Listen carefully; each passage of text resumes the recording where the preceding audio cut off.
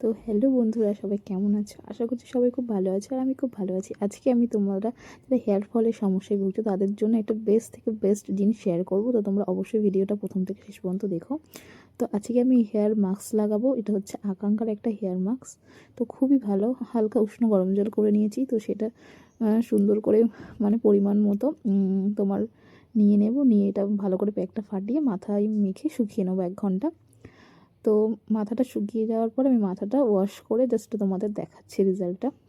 তো এই দেখো আমার মাথা শুকিয়ে নিয়ে তোমাদের সাথে আমি একবারে মেকআপ লুক শেয়ার করে দিলাম।